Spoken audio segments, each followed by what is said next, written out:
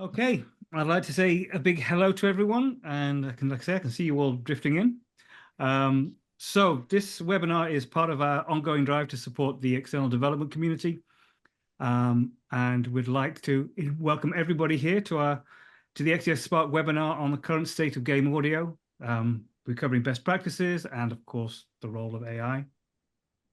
The discussion will focus on how game design and content creation is evolving, especially with AI's increasing influence. Please make use of the Q&A chat window as well. If you have any questions, the group can tackle them at the end. And to kick things off, it's my pleasure to introduce Elliot Callighan, our moderator and the founder of Unlock Audio, who has been the instigator and the driver behind bringing this panel together. To make the rest of the introductions, I'd like to hand it over to you, Elliot. Thanks so much, Sam. Well, and thanks to you and Chris and XDS for facilitating this and for putting on a great conference. Thank you. Quick intro of myself. I'm a lifelong Chicagoan, so I have all the strong opinions about pizza, Italian beef, and hot dogs. That is me.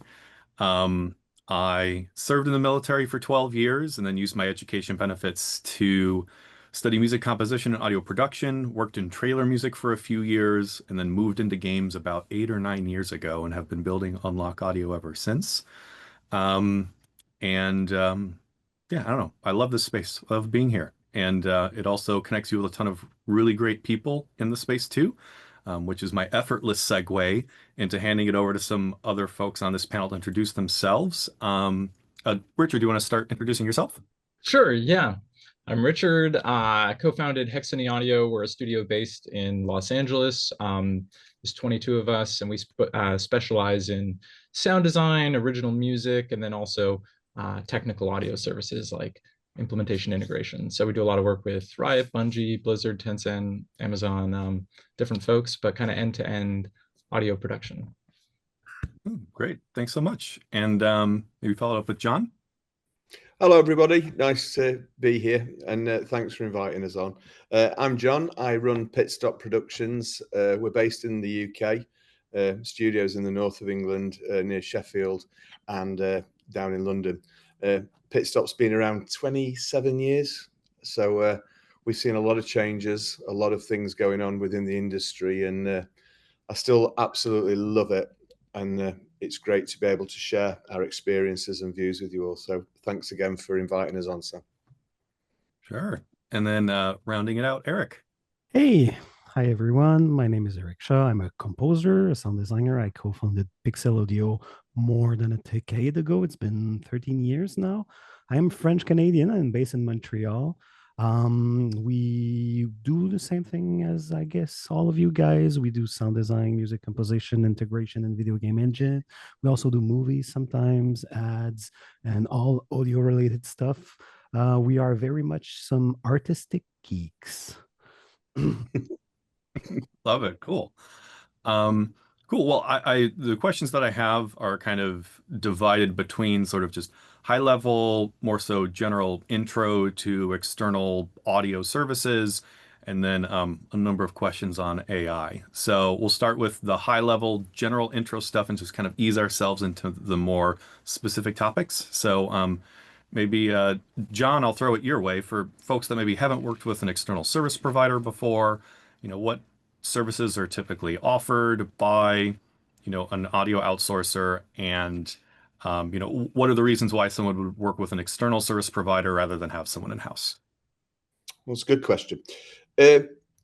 We offer voice, music, sound design integration, so very similar to everyone else in the room. And it's better speaking about the modern day, really. And what you can actually see now is that over the past 2 years, the huge changes that have occurred in our industry means that the slimming down of internal staff within companies is something that, sadly, in many cases, has been a situation whereby the market now does look for service provision and someone coming in from outside.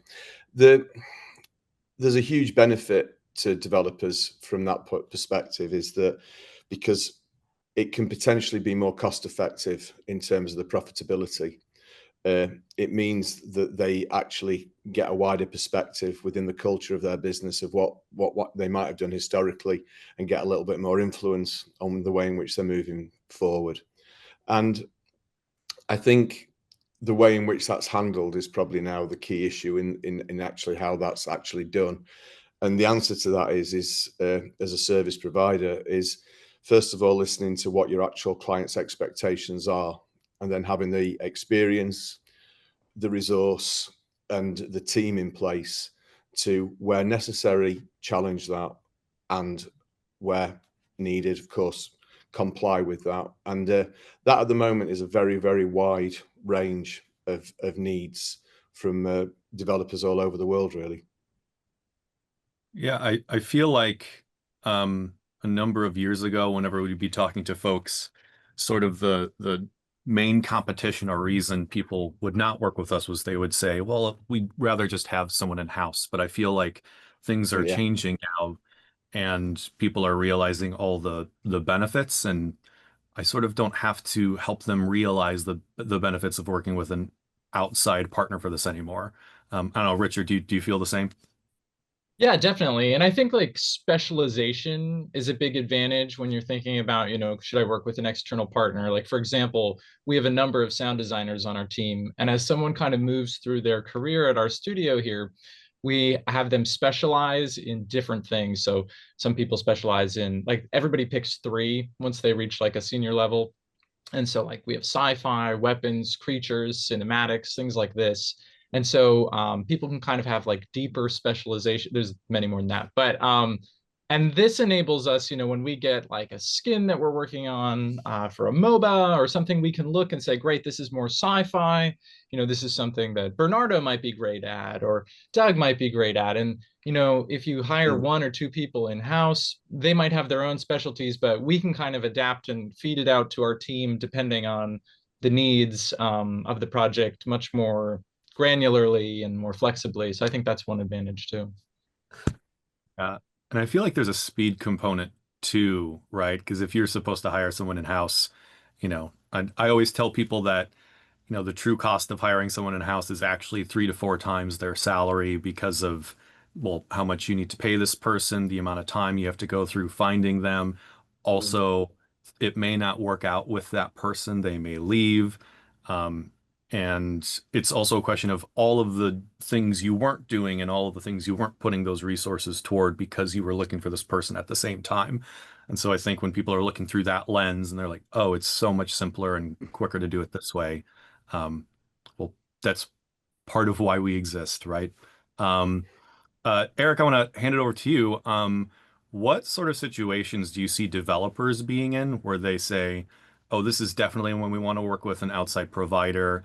And do you see the uses of like external service providers, specifically audio, but even beyond that, like increasing or decreasing? Actually, I see it increasing because the games are getting better. There's more games than ever on so many platforms, mobile, PC, and all the consoles, and things are going fast, and it's going to go faster with AI.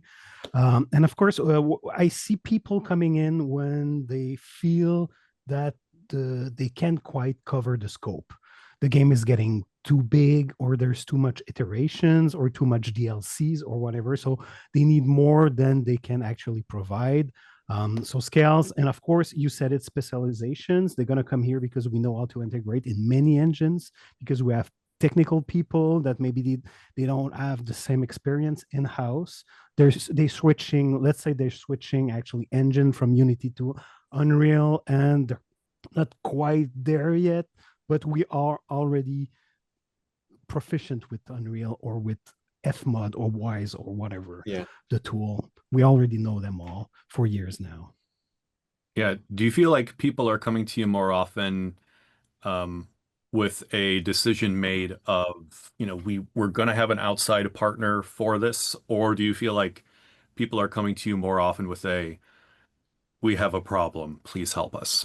All of them. Some of them we know for years, so they come, yeah, we're gonna talk with Pixel. It's gonna be fine. Or sometimes we don't know what to do. Do you have a solution? Someone told told us that they worked with you in the past and you had solution for voiceovers or whatever the problem is. And yeah. Yeah, got it. I mean, especially when we're talking about problem solving, I don't know, do you feel like there's a typical type of misconception that people have in terms of what problems we can solve or what's generally possible? John, I'll toss this over to you. Oh, again, it's changed a lot in the past 24 months because the elephant in the room is we want to make the same quality of game. In fact, we want to make a better game, but we want to make it cheaper. Mhm. And one of the most things relevant for us at the moment is actually understanding pipeline, understanding actually it's not what you're going to do, but actually how it fits into that pipeline, what the efficiency of it is. We kind of call it the granular kind of process, and that's also kind of making sure that you're providing creative excellence at the same time, but you're actually justifying everything that you do in terms of value and efficiency. And that's what we're finding across the world at the moment is that ability to raise quality and making it more cost efficient and more price sensitive than it ever has been, just because of the cautiousness of the market. I mean, game budgets are going down, but there's an explosion in the UK, especially of indies starting out. And I think the last figure I got, I think it was something like 2,500 new indies started up in the UK in the past 18 months. So Whoa. again, and it's looking at that pipeline and saying, right, hang on, how can we do this in a more effective way? And there's not always a straight answer to that, because what you also come into contact with is what the culture of that developer may be, how they want to make the game, what they believe is important. So, you know, is the value a lot of developers put on composers, for example, is huge. They really do an awful lot of admiration and respect for composers, how they're going to work together. And again, it's understanding what that culture is and being able to offer what they can do rather than sometimes what they should be doing. Right. Yeah, that makes sense. Do you feel like because of AI and tools and whatnot, but at the same time, sort of a greater understanding of the audio component of these experiences, like, what do you feel like the um, expectations have been around sort of the time necessary to do different things? I feel like I've had a very mixed bag because some people feel like there are all these tools to do things so much quicker, but at the same time, they want it at a higher quality, but then they also do understand how important, I would say 50% of the experience for your player is what they're hearing. So in terms of ROI, in terms of memorability, audios can be the most important aspect of this for your game, right? But yet people are hoping or assuming that doing all these things, it's just like that. So I don't know. Do you feel like people are growing a little wise to that, or do you feel like there are still some unreal expectations? Yeah, I'll take Richard, you what do you back. think? I'll Oh, take you okay. back Yeah, go for it. 20 years, and you remember when all those sample libraries came out? That Yeah. all these kind of, and the Akai S6000 was every kind of musician's thing to have at the time, because you could have French horns that sounded like real French horns. And it kind of, a lot of the AI processors remind me a little bit of that, whereby a lot of people think they want it, trial it, and very, very quickly what we're finding is their expectations of what AI can do doesn't actually coincide with what actually they're really wanting. But in terms of the massive differences is that the ability that AI has for us, and the tool as a tool, it kind of helps maybe align a lot of things in pre-production better than it ever has. And therefore, kind of, I'm a fan of it. I welcome it. I think it's something to be used and embraced. But you can't help, when you're talking about the voice community, rightly so, are terrified, because there are this constant issue of being replicated and not needed anymore is a genuine concern, because it feels like their artistic talent is being stolen from them, and there is some middle ground, but it's still incredibly early days. But it's here, and it's a tool. There's some really cool stuff at the moment that's good, and there's some stuff that's not so good. Yeah, yeah. Well, and I feel like there are some things that I guess generate these fears from the voice community and other communities, but it's also creating a lot of new opportunities where things are possible now for these creative communities that weren't before. I do have one more question I want to get into on sort of like the high level, how do we do audio with third parties before we dive into the AI topic. So the last one that's sort of high level, Richard, I'll throw this to you. What are the most common like business models, agreement structures when you're working with a third party audio partner? And yeah, have you seen it like changing or preferences drift a bit recently? Yeah, it's a good question. And I also want to answer a question you didn't ask, but that kind of like bubbled up for me when other people were talking, which was, if you're a developer and you're picking something to outsource, like, and you have an in-house employee, or, what does that look like in terms of these collaboration models? I think that if you can afford it and if you have it in your budget, having one in-house audio person, like an audio director at the developer, in my experience, has made the collaboration most smooth. Often we do come in and we are at 100% the audio team for projects, particularly for smaller developers. But I think that's sometimes a question that's come up with some of our clients, like, should we have an in-house audio person? Should you do the whole thing? And I'll just be honest, like, my preference is, when developers can, having at least like one in-house audio person is nice, because they can sit in meetings and come up with, higher level strategies and coordinate with the rest of the development team. And then you can be really cost efficient. It's not even about the collaboration with you or who their outside partner is. It's just so that you allow audio to have a seat at the table and point out challenges and opportunities and all that. Yeah. And then we're more cost efficient for you with content creation. If we're spending so much time in meetings, kind of like negotiating with animators about, things that we want to enable sound for, like, we're happy to do that. But I think, if a developer looks at, what is most cost efficient to outsource, I think just something to think about. But that kind of plays into the models of outsourcing. I think some people charge day rates, some people charge week rates, some people do asset models. I think with music, you're typically looking at like a per minute of music fee for your composers. With sound, though, it's kind of all over the map. Some people are doing hourly rates, day rates. Some people have, couple months minimum booking time to embed someone. Some people are more asset-based. We kind of do a combination of all of the above. We also do a lot of live service. So smaller drips of, hey, we just need this one character or this one new map. So for us, we do a lot of like asset-based, billing, but with implementation integration bundled in as part of that. But there's a lot of flexibility here. And I think every audio developer is working in many different ways, has been my experience as I've talked with people. Sure. Cool. All right, let's jump into the AI stuff. In the rabbit hole. Yeah, let's do it. So Eric, I mean, from what you've seen, what you've messed around with, the tools you have experience with, what would you say AI can reliably do, and what are its current shortcomings? Not the moral, ethical, legal, none of that stuff, just like what can it do? So far, I've been using it successfully with mixing, with mastering, with effects, changing my voice for something else, changing voices for something else. I tried music a few times, but I don't think it sounds great. I'm very sensible to sound, probably you are too, and it's not quite there yet, and it's not controllable. I cannot, if I want, I'm generating a music, let's say, and I want to change the bridge.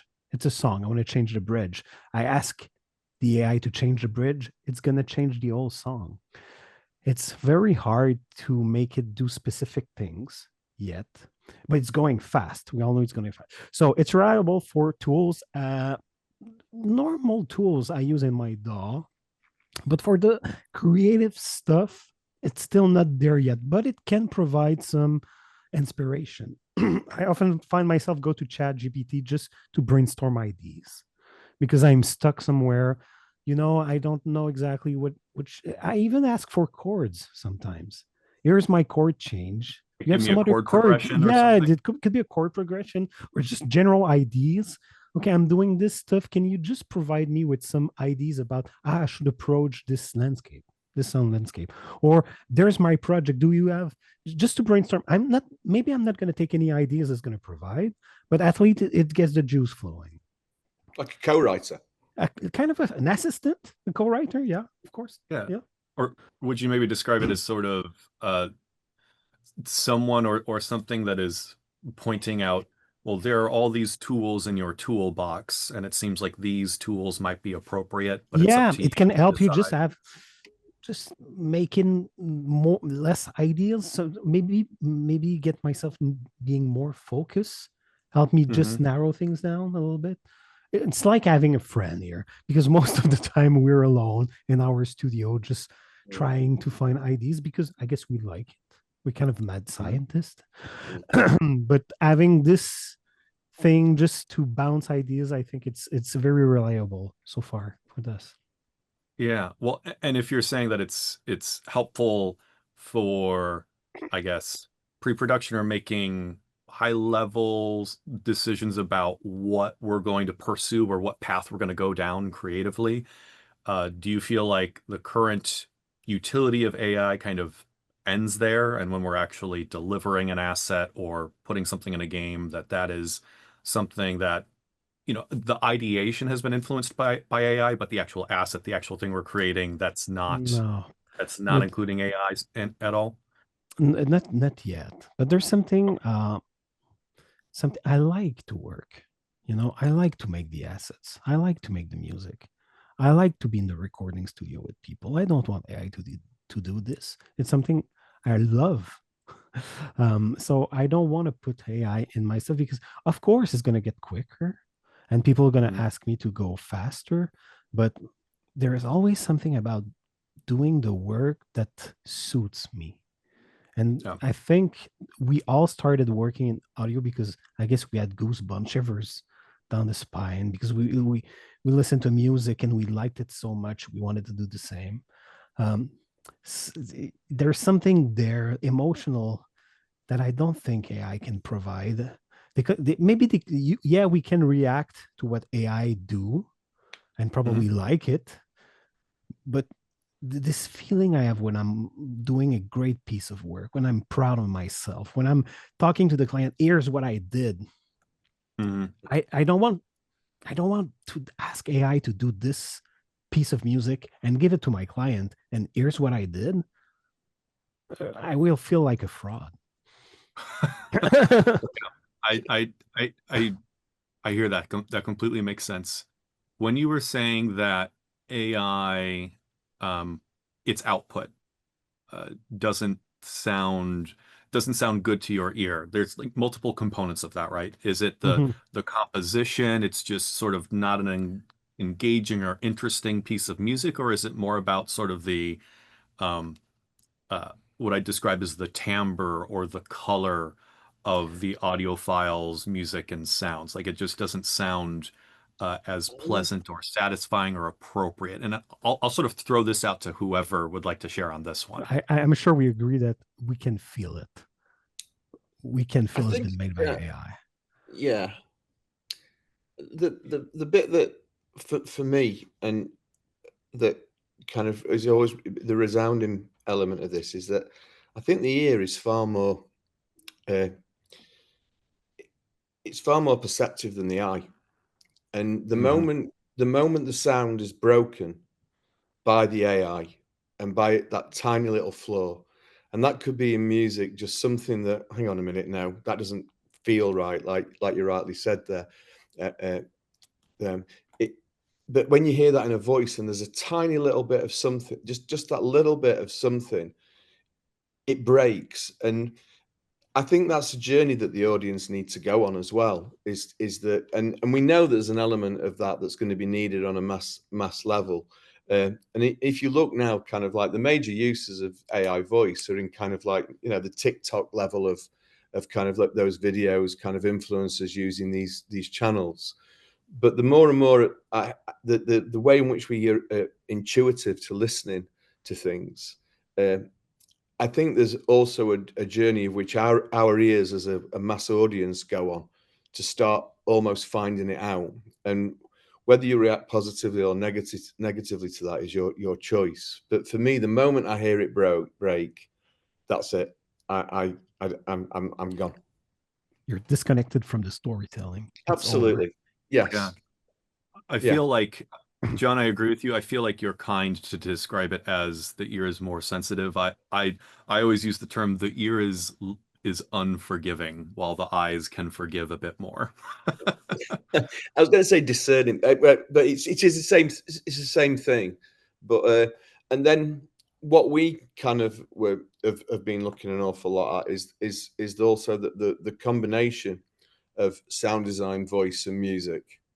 And then all of a sudden, there's an inhuman, like a bonkersness, what's now craziness of it all, whereby kind of, you know, the idea of soft is kind of a whisper, loud as a rant, and that when you start mixing these things together, that's the whole beauty of audio creation in video games. Because for me, what's always been the most amazing thing is when I started Pitstop, it was a musical I wrote. The musical sat people down for 3 hours and it took them on an emotional journey, very, very similar to a video game. But the way in which you would kind of use a soft voice against loud music, I'm being really crude with this, yeah, with some really irritating kind of tense sound design. There's so many ways you can interpret that, but it's the uniqueness of it that for me is the moment. And I mean, is AI going to get to that level? You kind of hope not, but I think the bit that everyone's not bringing into the equation is how actually as an audience we move forward. Audiences change. The audience that play games now is a different audience that played games 20 years ago.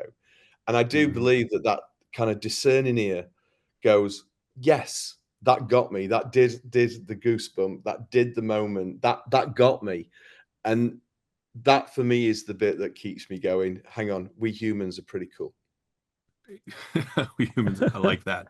Also, just to, you know, throw in like a little evidence here, or not evidence, but example, you know, I feel like people are often saying, oh, you know, those audio people, of course, they think audio is the most important, or, you know, is the most discerning sense or whatever. But, you know, if you think about the visual field, like when I'm looking at something, like I can see that and everything else is kind of like in my periphery. But audio, we really, you think about it, like I hear a little car going, you know, the fan blowing, like we really soak in a lot of information and process it simultaneously with audio. So our ears, you know, you can hear through walls. Yeah. I mean, we're hearing, you know, somebody walking in the other room, like we really, the amount of data that we ingest, process, and categorize in our brains that comes through audio is significantly higher than, you know, what we're able to focus on with visuals. So I think this higher bar, this higher standard of fidelity and detail is supported by this kind of evidence. Right. Yeah, absolutely. Well, and I also think too, I think we've all seen that the model that I feel like the industry has been pursuing for a while, which has been, you know, not as much focus on, say, innovation per se, but really refining the experiences that we've created already and then having a really high presentation value and fidelity of that. You know, I think attitudes are shifting and that's not what people are looking for anymore. Like it needs to shift back into how do we push this medium into directions it hasn't explored yet? How do we actually innovate? And like the nature of AI is it's essentially repeating what has been done before, right? And there's not to say that there aren't, you know, stones that haven't been looked under yet, you know, from the things that we've identified, but it's a matter of, you know, identifying and defining these creative artistic ingredients and then deciding how to mix them together.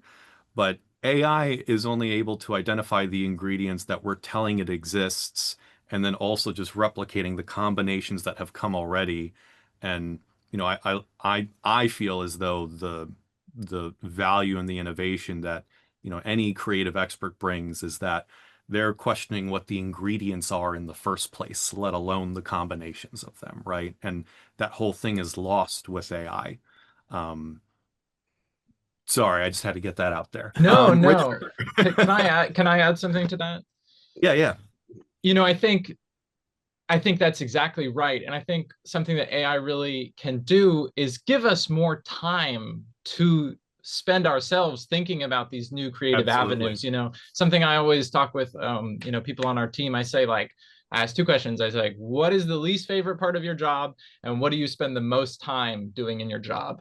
And I think these are, and often it's the same, but I think that, you know, we can, not often, but, you know, I think we can use these questions to think about, you know, what are the most cumbersome parts of our workflows, the most rote parts that are just, you know, not creative or, you know, not sparking joy, but that are, allow us, and then, you know, throw AI at that. Like we've, you know, been building some internal tools to help QAing and help, you know, kind of just do these things that aren't creative, but that help us free up our team's time so they can spend more time on design.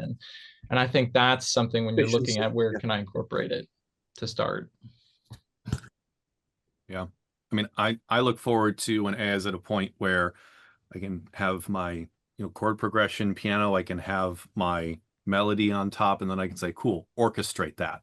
And, you know, it won't necessarily just be done, but like, okay, great, that's what it'll sound like fully realized. And now I can decide whether this is really the path I want to keep pursuing and build out or not. Oh, I But like to orchestrate. I don't want the AI to oh, do yeah. it. It's a big part of the process. Yeah. I know it's a super with the huge templates with all the instruments, but that I love it. I love it so much. No, you're right. You've the thought of that's not great, but the thing is that, you know, just that whole process of kind of like orchestration, you know, the ability to kind of the combination of different instruments, different textures against melody and harmony, and you're talking that kind of musical level, again, is that AI could give you an influence in terms of it could feel like that, but I think what really kind of inspires me is that, you know, you like you, Eric, you know, you're an artist, you're an incredibly creative individual that's done some, you know, beautiful music, but it's almost looking at a lot of stuff that's kind of now in existence and going, that's been done and will be done again and will be regurgitated. You know, I think the Iggy Pop was pop will eat itself, music eats itself, it regurgitates itself. But for me, the fascination now, especially in video games, is that, okay, cut all that nonsense out that's done. That was that sound. This is this sound. It does take us to a different level, and I go back to what I said earlier. The audience is there to be, and they'd be interested in it because, you know, one of the biggest challenges today is to get anybody to sit and listen to something for more than 20 seconds. You know, but a video game allows you to actually listen to something for 4 or 5 hours, and that ability to take people on that journey creatively. Maybe AI can do it, but I think it'd need a transformer the size of Africa to kind of like really do it in the way that's potential now that we do, because the variations and the combinations are just so vast. And again, just I find that really, really exhilarating to see what the future lies ahead, really. And I think those new sounds and that new music, those new combinations, the way in which, you know, voice, music, sound fuses together, that's a huge opportunity to kind of contribute something, again, a new sound. And I'm not sure that's going to be achieved in just pop music. You know, like, you know, I think it will. It gives us that platform to move forward. But maybe I'm just living in cuckoo land. I don't know. Well, I mean, I think that there's tell me if you feel differently or if I've interpreted what you said wrong, but you know, there's applications of AI that are really, really helpful, but they all boil down to repeating what has been done already. And if and it seems as though the larger game market is not asking for the same thing that has been done already. But that being said, even though AI may not be a silver bullet that can just innovate like that, you know, I guess how far can we take these AI tools to still incorporate them in an innovative process that is going to have an output that is, you know, sort of new and not just replicating what has come before? Have you seen any instances of tools that are able to be incorporated outside of just the sort of pre-production, here are, you know, options for you to explore? Or even like the example that I said of like, hey, it would be great if you could, you know, orchestrate this thing, but then, you know, understand that, okay, this is a good direction to take this. Now I will refine on it. Like, are there ways that we can use it beyond that sort of determining this is a good direction to pursue? This isn't really a, you know, exactly what you're looking for, but, you know, we are using it more hands-on for our coding, like our programmers, you know, the people who are working in-game. You know, we're using GitHub with Copilot on projects that have approved it to, you know, speed up, you know, code completion. And, you know, when it looks at, you know, are you trying to build this? And so that's not exactly what you're indicating, but it is very hands-on production, you know, coding assistance to speed up that, you know, system building and debugging and things. So not exactly what you were fishing for, but yeah. Yeah. We also use it for coding and sometimes for an instruction manual, but looking for something very creative and something going forward, not yet. No. There is something that AI can do is make a mistake and go on with it. That's something we do often. Just making a wrong Sure. chord and saying, "Oh, that's interesting. I'm gonna Yeah. explore that route." Can you Sometimes ask AI to capturing, do this? Go do something else. Try to break your chain of thought. I don't think it's possible. It's very human.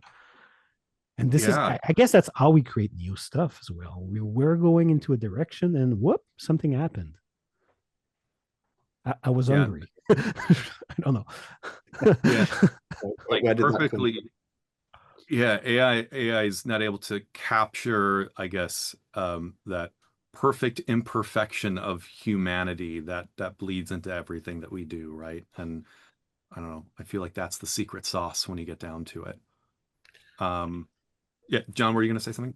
Well, but let's not, you know, kind of forget that, you know, if there's a top and a bottom of kind of music or sound and audio creativity, one thing you can be sure of is that AI is already taking out the bottom third of tools for people to use, and that taking that bottom third out makes it more difficult for people to enter the industry. And I don't think that's a bad thing, because I genuinely believe the talent will out. But it does actually create an expectation of there to be something new, something original, something that you've not quite heard before, in a context that you've not quite seen before. And you know, if we had artists in this conversation now, they would be saying exactly the same things as us. But for me, at the end of the day, where we get our success from is from our audience, however good we all think we are, because every audio person thinks they're brilliant, don't they? And it's like this ability to say, that's something there that an audience went, that is just beautiful. I absolutely adore that. That's the moment, isn't it? And I genuinely, has AI done that yet? I don't know. Maybe someone out there knows that something has been done that way, but I don't know. Yeah, it seems like most of the, I guess, engagement that has been generated from an audience with AI is more so out of novelty rather than just the work itself being at that level of quality or really connecting. Yeah. At this moment, I do. But one thing we are doing is that when we did Baldur's Gate 3, one of the unique things for Baldur's Gate 3 was such an amazing game, by the way.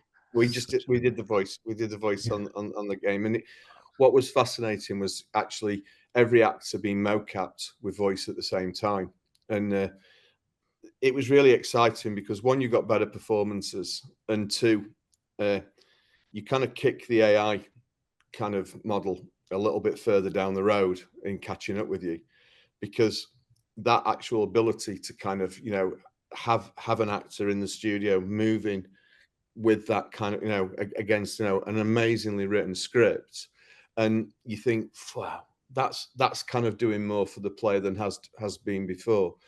That was really exciting, and I hope that the industry allows for more things like that to come forward, and that combinative approach to kind of working, because there's never a doubt that AI can do it. It's just whether it's financially viable to do it.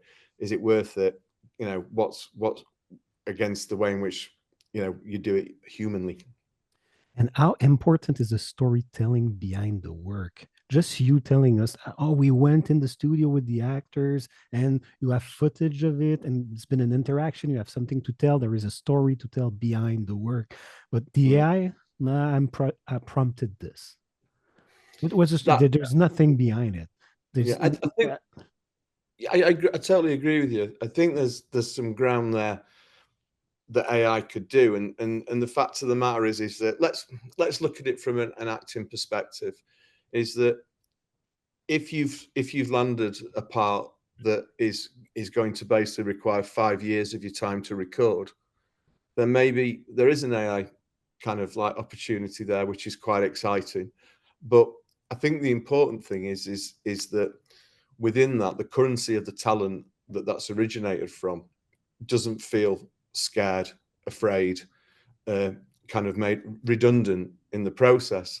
And maybe it's a case that, you know, on a larger scale, video games are going to get bigger and bigger and bigger. The worlds are going to build and build and build out to the future. And therefore, kind of, there is a tool there that would help. But that really is not a decision for us to make. That's kind of, I think it's the connectivity with the talent, the actors, the musicians, that to say, okay, you know, from the origination of, from this, and maybe that's a really exciting thing again, is that, you know, you live forever kind of situation. But that's interesting. Well, I feel like because the conversation veered in this direction, it's an effortless segue to the next question I wanted to throw out there. And this will probably be the last one that I throw out because I know we want to have some time for Q&A. But, you know, Richard, if you're using AI tools for, I guess, any purpose, whether it's coding, like you said, or potential like voice generation, music, what are some of the like legal and like ethical considerations at this point? And how much of this do we know versus how much is still sort of being figured out at this point? Yeah, I mean, I use ChatGPT as like a web search now, and it just gives me so much wrong, hallucinated, bad information like every time, almost. Yeah, and I always add like think hard because then it kicks in the other model, you know. But my point here is like if you're using AI tools for audio generation, even if you're asking it like, are you sure you didn't plagiarize this? Like it is just saying whatever. And I think there's real concerns here that we just don't know the ramifications of yet. You know, it's difficult to know if you've plagiarized something. And I think that this is a very real possibility. Like I have seen it plagiarize so much music, like in testing it. And it's difficult to have any guarantee right now with the current landscape that what you're doing is not going to result in some lawsuit. I think that's just the reality. And so I just caution anyone, you know, developers using it for that, not as a, you know, to scare people, but it's a scary time there. And I think as audio providers, we something we've been doing and I've heard other people doing and that I think should become ubiquitous probably is you know, unless there's an additional fee for this, but is signing in our agreements now a clause that says, you know, you won't use our sound and our music to train some model. You know, I think that this is a reasonable request, that if we're, you know, selling you all the rights to our music, that you're not going to use it to create a new model unless that's explicitly discussed and agreed upon. So we're adding that to our contracts. I encourage other audio companies to, Clever. Yeah, we do just that as well. put that Yeah. in there, because it just it's a nebulous time, and I think in 5 years we might be in a very different place. Who knows? But we're still kind of figuring that out. And our clients are also asking us to sign agreements that we will not use any AI tools. So I think it's just, or specifically for generation of content, to be clear. Mhm. So I think, as you're thinking about all of this, looking at the things, how can I speed up my workflows? How can I hone in on references of styles we want to pursue sooner? These are all amazing things, but the rest, the creative bit, like, it's just a bit unknown in terms of how the lawsuits will drop. Yeah. Yes. Got it. All right, let me And fan um, backlash. Like, forget the lawsuits. Like, do you want to have like your fans just eat you alive? Like, absolutely. Right. Well, we've got a couple of questions. I'll read them off for you. We have one from Olivier. Do you fear that your clients may start using AI instead of paying for your services? I feel like there was 2 months where there were a number of new prospective clients that I spoke with that sort of said, "Oh, we're just going to use AI for audio," and those studios did not fare well, and then it stopped. Same. Um, exact same.